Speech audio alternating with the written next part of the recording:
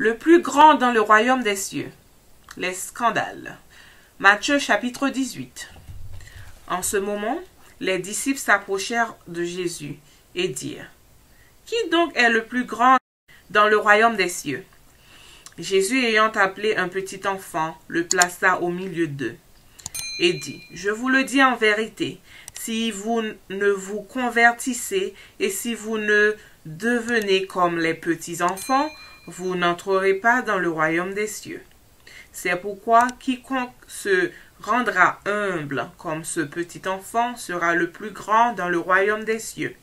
Et quiconque reçoit en mon nom un petit enfant comme celui-ci, me reçoit moi-même.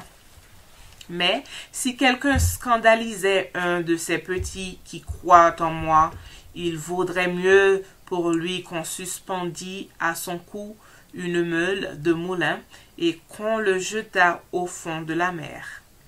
Malheur au monde à cause des scandales, car il est nécessaire qu'il arrive des scandales, mais malheur à l'homme par qui le scandale arrive. Si ta main ou ton pied est pour toi une occasion de chute, coupe-les et jette-les loin de toi.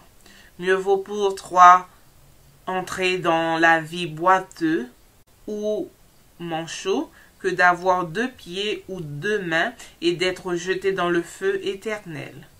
Et si ton œil est pour toi une occasion de chute, arrache-le et jette-le loin de toi. Mieux vaut pour toi entrer dans la vie n'ayant qu'un œil que d'avoir 2 yeux et d'être jeté dans le feu de la géhenne. La brebis égarée. Verset 10. Gardez-vous de mépriser un seul de ces petits, car je vous dis que leur ange dans les cieux voit continuellement la face de mon Père qui est dans les cieux. Car le Fils de l'homme est venu sauver ce qui était perdu. Que vous en semble? Si un homme a 100 brebis et que l'une d'elles s'égare, ne laisse-t-il pas les 99 autres sur les montagnes pour aller chercher celle qui s'est égarée? Et s'il la trouve, je vous le dis en vérité, elle lui cause plus de joie que les 99 qui ne se sont pas égarés. De même, ce n'est pas la volonté de votre Père qui est dans les cieux qu'il se perde un seul de ses petits. Le pardon des offenses. Si ton frère a péché, va et reprends-le, entre toi et lui seul. S'il t'écoute, tu as gagné ton frère. Mais s'il ne t'écoute pas, prends avec toi 1 ou 2 personnes, afin que toute l'affaire se règle sur la déclaration de 2 ou de 3 témoins. S'il refuse de les écouter, dis-le à l'Église. Et s'il refuse aussi d'écouter l'Église, qu'il soit pour toi comme un païen et un publicain. Je vous le dis en vérité, tout ce que vous lierez sur la terre sera lié dans le ciel, et tout ce que vous délierez sur la terre sera délié dans le ciel. Je vous dis encore que, si 2 d'entre vous s'accordent sur la terre pour demander une chose quelconque, elle vous sera accordée par mon Père qui est dans les cieux.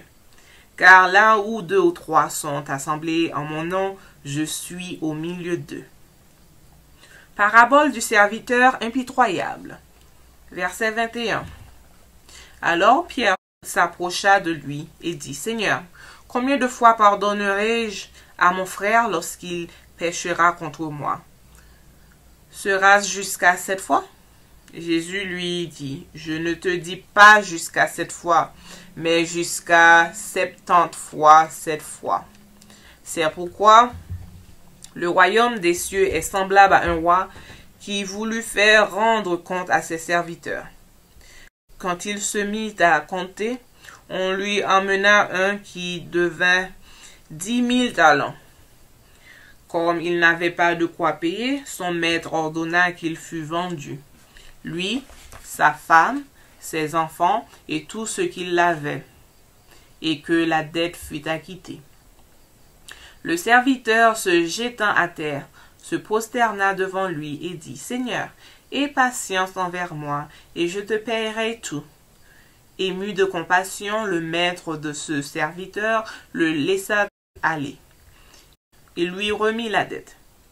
Après qu'il fut sorti, ce serviteur rencontra un de ses compagnons qui lui devait 100 deniers. Il le saisit et l'étranglait en disant « Paie ce que tu me dois. » Son compagnon, se jetant à terre, le suppliait, disait « Aie patience envers moi, je te paierai. » Mais l'autre ne voulut pas, et il alla le jeter en prison, jusqu'à ce qu'il eût payé ce qu'il devait.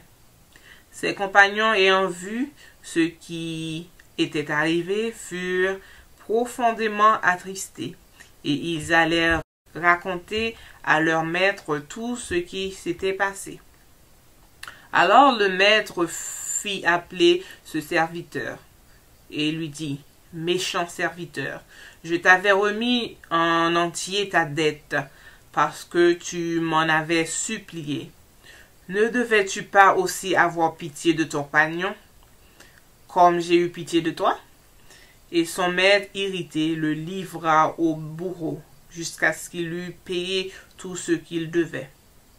C'est ainsi que mon Père céleste vous traitera, si chacun de vous ne pardonne à son frère de tout son cœur. Jésus en paierait. Le divorce et le célibat. Matthieu chapitre 19. Lorsque Jésus eut achevé ses discours, il quitta la Galilée et alla dans le territoire de la Judée, au-delà du Jourdain. Une grande foule le suivit, et là il guérit les malades. Les pharisiens l'abordèrent et dirent pour l'éprouver: « Est-il permis à un homme de répudier sa femme pour un motif quelconque? » Il répondit: « N'avez-vous pas lu que le Créateur au commencement fit l'homme et la femme, et qu'il dit: c'est pourquoi l'homme quittera son père et sa mère et s'attachera à sa femme, et les deux deviendront une seule chair. Ainsi ils ne sont plus deux, mais ils sont une seule chair. Que l'homme donc ne sépare pas ce que Dieu a joint. Pourquoi donc, lui dirent-ils, Moïse a-t-il prescrit de donner à la femme une lettre de divorce et de la répudier? Il leur répondit: c'est à cause de la dureté de votre cœur que Moïse vous a permis de répudier vos femmes. Au commencement, il n'était pas ainsi. Mais je vous dis que celui qui répudie sa femme, sauf pour infidélité, et qui en épouse une autre, commet un adultère. Ses disciples lui dirent: si telle est la condition de l'homme à l'égard de la femme, il n'est pas avantageux de se marier. Il leur répondit: tous ne comprennent pas cette parole, mais seulement ceux à qui cela est donné. Car il y a des eunuques qui le sont dès le ventre de leur mère. Il y en a qui le sont devenus par les hommes. Et il y en a qui sont rendus tels eux-mêmes à cause du royaume des cieux. Que celui qui peut comprendre, comprenne. Les petits enfants. Verset 13. Alors on lui amena des petits enfants, afin qu'il leur imposât les mains, et priait pour eux. Mais les disciples les repoussèrent. Et Jésus dit: laissez les petits enfants, et ne les empêchez pas de venir à moi, car le royaume des cieux est pour ceux qui leur ressemblent. Il leur imposa les mains, et il partit de là. Le jeune homme riche. Verset 16. Et voici, un homme s'approcha, et dit à Jésus: Maître, que dois-je faire de bon pour avoir la vie éternelle? Il lui répondit: pourquoi m'interroges-tu sur ce qui est bon? Un seul est bon. Si tu veux entrer dans la vie, observe les commandements. Lesquels? Lui dit-il. Et Jésus répondit: tu ne tueras point, tu ne commettras point d'adultère, tu ne déroberas point, tu ne diras point de faux témoignages, honore ton père et ta mère, et tu aimeras ton prochain comme toi-même. Le jeune homme lui dit: j'ai observé toutes ces choses. Que me manque-t-il encore? Jésus lui dit, si tu veux être parfait, va, vends ce que tu possèdes, donne-les aux pauvres, et tu auras un trésor dans le ciel. Puis viens et suis-moi. Après avoir entendu ces paroles, le jeune homme s'en alla tout triste, car il avait de grands biens. Jésus dit à ses disciples, je vous le dis en vérité, un riche entrera difficilement dans le royaume des cieux. Je vous le dis encore, il est plus facile à un chameau de passer dans le trou d'une aiguille qu'à un riche d'entrer dans le royaume de Dieu. Les disciples, ayant entendu cela, furent très étonnés et dirent, qui peut donc être sauvé? Jésus les regarda et leur dit, aux hommes cela est impossible, mais à Dieu tout est possible. L'héritage de la vie éternelle. Verset 27. Pierre, prenant alors la parole, il dit, voici, nous avons tout quitté et nous t'avons suivi. Qu'en sera-t-il pour nous? Jésus leur répondit, je vous le dis en vérité, quand le Fils de l'homme, au renouvellement de toutes choses, sera assis sur le trône de sa gloire, vous qui m'avez suivi, vous serez de même assis sur 12 trônes, et vous jugerez les 12 tribus d'Israël.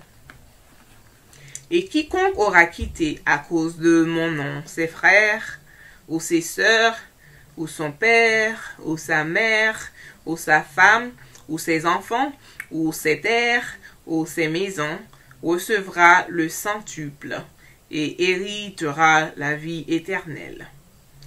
Plusieurs des premiers seront les derniers, et plusieurs des derniers seront les premiers.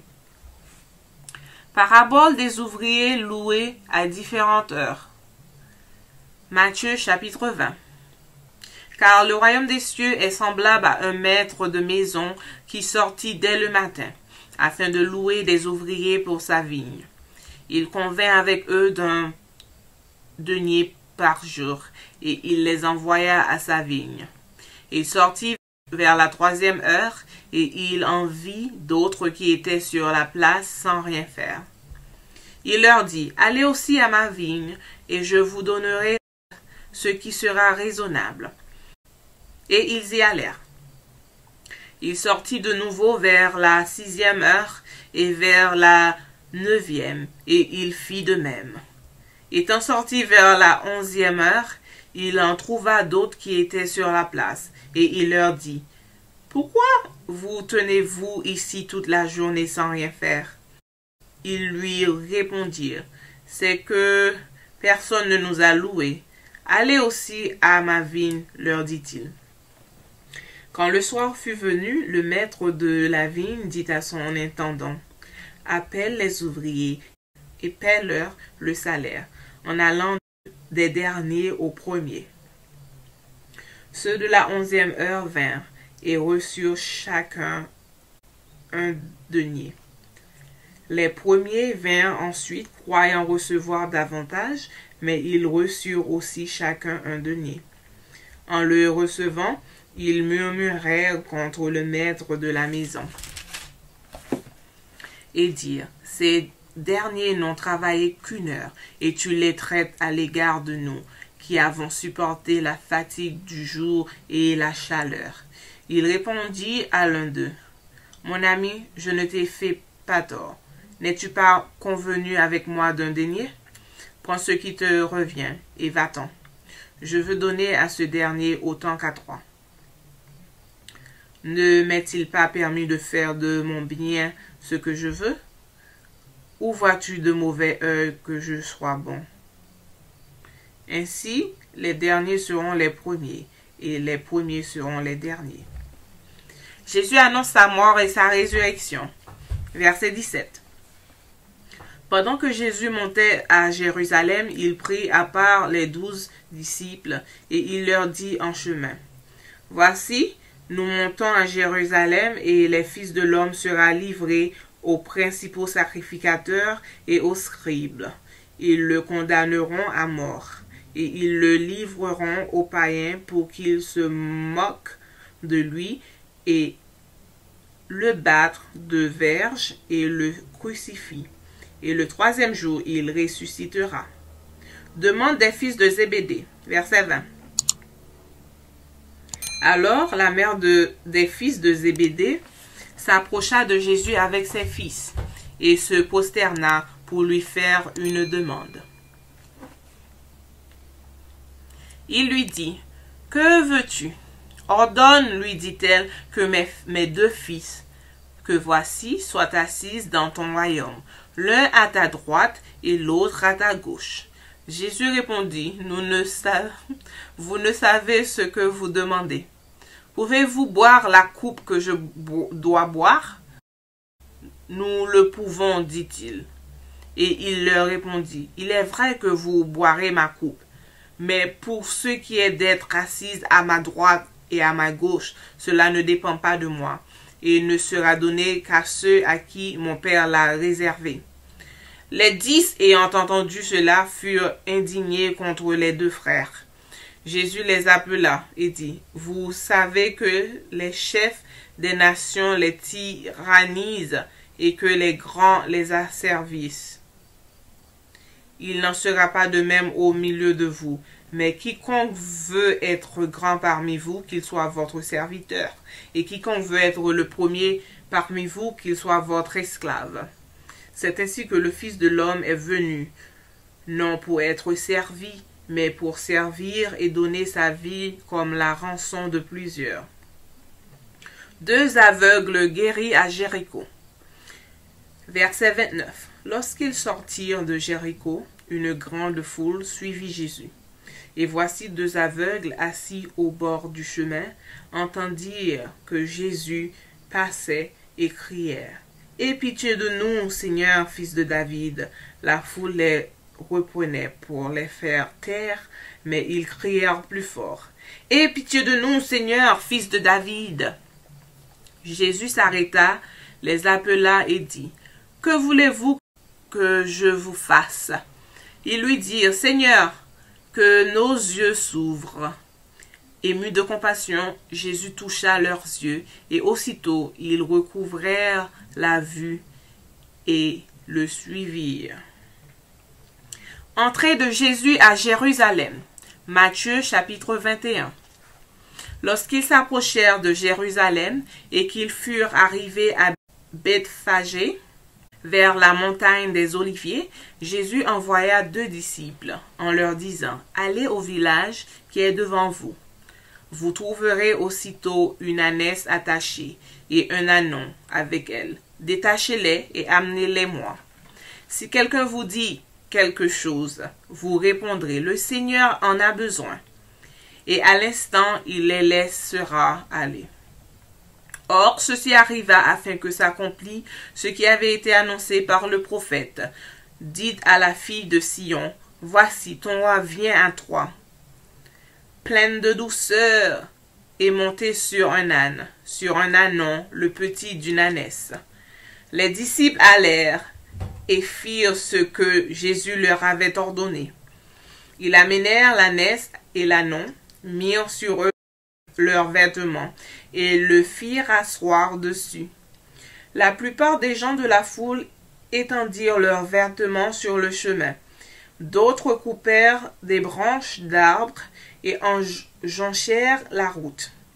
Ceux qui précédaient et ceux qui suivaient Jésus criaient, « Hosanna au fils de David! Béni soit celui qui vient au nom du Seigneur! Hosanna dans les lieux très hauts! » Les vendeurs chassaient du temple, irritation des sacrificateurs. Verset 10. Lorsqu'il entra dans Jérusalem, toute la ville fut émue, et l'on disait, « Qui est celui-ci » La foule répondait, « C'est Jésus, le prophète de Nazareth en Galilée. » Jésus entra dans le temple de Dieu. Il chassa tous ceux qui vendaient et qui achetaient dans le temple. Il renversa les tables des changeurs et les sièges des vendeurs de pigeons. Et il leur dit, « Il est écrit, ma maison sera appelée une maison de prière, mais vous, vous en faites une caverne de voleurs. » Des aveugles et des boiteux s'approchèrent de lui dans le temple, et il les guérit. Mais les principaux sacrificateurs et les scribes furent indignés à la vue des choses merveilleuses qu'il avait faites, et des enfants qui criaient dans le temple, « Hosanna au fils de David !» Ils lui dirent, « Entends-tu ce qu'ils disent ?» « Oui, » leur répondit Jésus. « N'avez-vous jamais lu ces paroles ? Tu as tiré des louanges de la bouche des enfants et de ceux qui sont à la mamelle. » Et les ayant laissés, il sortit de la ville pour aller à Béthanie, où il passa la nuit. Le figuier maudit, la puissance de la foi. Verset 18. Le matin, en retournant à la ville, il eut faim. Voyant un figuier sur le chemin, il s'en approcha, mais il n'y trouve que des feuilles. Et il lui dit, que jamais fruit ne naisse de toi. Et à l'instant, le figuier sécha. Les disciples qui virent cela furent étonnés et dirent, « Comment ce figuier est-il devenu sec en un instant ?» Jésus leur répondit, « Je vous le dis en vérité, si vous aviez de la foi et que vous ne doutiez point, non seulement vous feriez ce qui a été fait à ce figuier, mais quand vous direz à cette montagne, « Ôte-toi de là et jette-toi dans la mer », cela se ferait. Tout ce que vous demanderez avec foi par la prière, vous le recevrez. L'autorité de Jésus. Parabole des deux fils.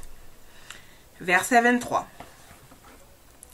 Jésus se rendit dans le temple et, pendant qu'il enseignait, les principaux sacrificateurs et les anciens du peuple vinrent lui dire, « Par quelle autorité fais-tu ces choses?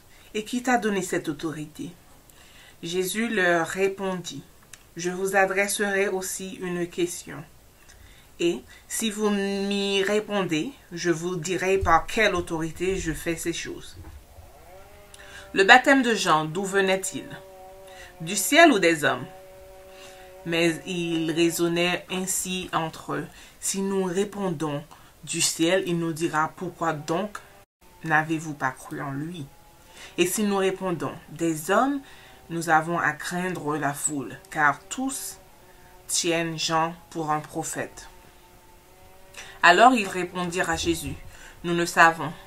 Et il leur dit à son tour, moi non plus, je ne vous dirai pas par quelle autorité je fais ces choses. Que vous en semble? Un homme avait 2 fils. Et, s'adressant au premier, il dit, mon enfant, va travailler aujourd'hui dans ma vigne. Il répondit, je ne veux pas. Ensuite, il se repentit et il alla. S'adressant à l'autre, il dit la même chose. Et ce fils répondit, je veux bien, Seigneur. Et il n'alla pas. Lequel des 2 a fait la volonté du Père? Ils répondirent, le premier. Et Jésus leur dit, je vous le dis en vérité, les publicains et les prostituées vous devanceront dans le royaume de Dieu. Car Jean est venu à vous dans la voie de la justice, et vous n'avez pas cru en lui. Mais les publicains et les prostituées ont cru en moi. Et vous, qui avez vu cela, vous ne vous êtes pas ensuite repentis pour croire en lui. Parabole des vignerons. La pierre de l'angle. Verset 33. Écoutez une autre parabole. Il y avait un homme, maître de maison, qui planta une vigne. Il s'entoura d'une haie, il creusa un pressoir et bâtit une tour. Puis il la ferma à des vignerons et quitta le pays. Lorsque le temps de la récolte fut arrivé, il envoya ses serviteurs vers les vignerons pour recevoir le produit de sa vigne. Les vignerons s'étaient saisis de ses serviteurs, battirent l'un, tuèrent l'autre et lapidèrent le troisième. Il envoya encore d'autres serviteurs, en plus grand nombre que les premiers, et les vignerons les traitèrent de la même manière. Enfin, il envoya vers eux son fils. en disant, « Ils auront du respect pour mon fils. » Mais, quand le vigneron virent le fils, ils dirent entre eux, « Voici l'héritier, venez, tuons-le, et emparons-nous de son héritage. » Et ils se saisiront de lui, le jetèrent hors de la vigne et le tuèrent. Maintenant, lorsque le maître de la vigne viendra, que fera-t-il à ces vignerons? Ils lui répondirent, il fera périr misérablement ces misérables, et il affermera le vigne à d'autres vignerons, qui lui en donneront le produit à temps de la récolte. Jésus leur dit, n'avez-vous jamais lu dans les Écritures, la pierre qu'ont rejetée ceux qui bâtissaient est devenue la principale de l'angle. C'est du Seigneur que cela est venu, et c'est un prodige à nos yeux. C'est pourquoi je vous le dis, le royaume de Dieu vous sera enlevé, et sera donné à une nation qui en rendra les fruits. Celui qui tombera sur cette pierre s'y brisera, et celui sur qui elle tombera sera écrasé. Après avoir entendu ces paroles, les principaux sacrificateurs et les pharisiens comprirent que c'était d'eux que Jésus parlait. Et ils cherchaient à se saisir de lui, mais ils craignaient la foule parce qu'elle le tenait pour un prophète.